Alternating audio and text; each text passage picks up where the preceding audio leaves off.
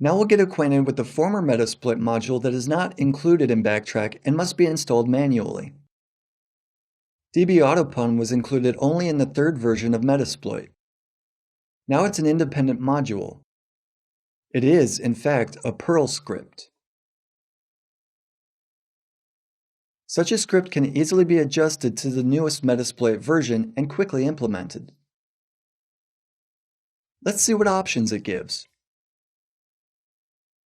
Metasploit is a framework often used for security testing. It includes a database of known software vulnerabilities, which is updated on a regular basis. The p-parameter option, which the script offers, allows you to select well-known exploits stored in the database.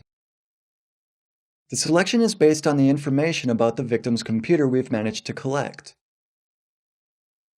Metasploit will try to execute those exploits on the designated remote host. The r-parameter option will additionally force the remote host to make a callback connection if the whole operation is successful. This will establish a connection session. The e-parameter option initiates the scanning of all hosts saved on the database. Below you can see what the full command should look like.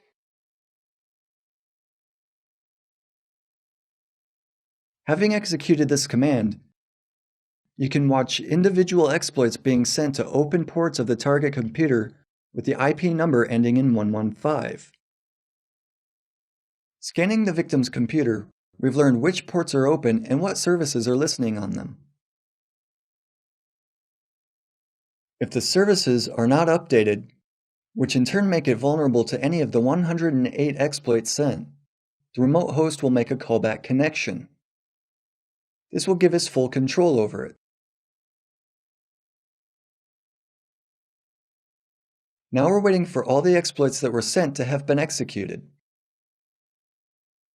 The following piece of information is particularly important. The remote computer has made a callback connection.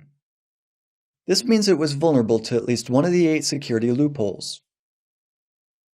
The situation exemplifies a principle we mentioned in previous modules. It's much easier to attack a computer system than to defend it.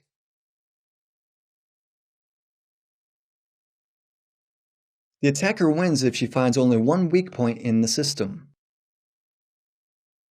The defender must make sure that his system is protected against all kinds of attacks. In our demonstration, one vulnerability has been detected. After the last exploit is executed, we'll get through to Metasploit and be able to list all active sessions. The list will include the session with the loophole we mentioned. We'll be able to switch to that session and execute a program on the victim's computer. We'll also be able to find out what privileges the program has access to. If the program is running with administrator or system privileges, it will give the attack full control over the remote system.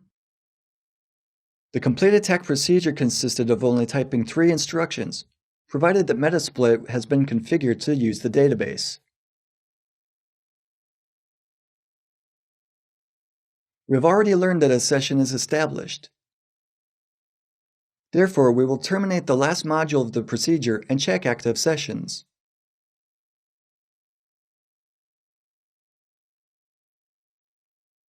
We see that a session with the remote computer is established. Later on, we will have the opportunity to break into remote computers and harvest information from them. Now we will connect to the active session. Next, we will try to connect to the remote system. As you can see, it's Windows XP. We've recognized the system. Now let's try to run something on it. After connecting with the system, we're able to see the processes running on the victim's computer. One of the names signifies the calculator application which we've remotely started. Please note that it's running with system privileges. This means we have full control over the remote host. There's nothing that we could not do. Regardless of the user logged in at the moment of attack, we've acquired maximum privileges. We've seen that from the transport layer, it's very easy to gather information about computer configuration and running services, even system services.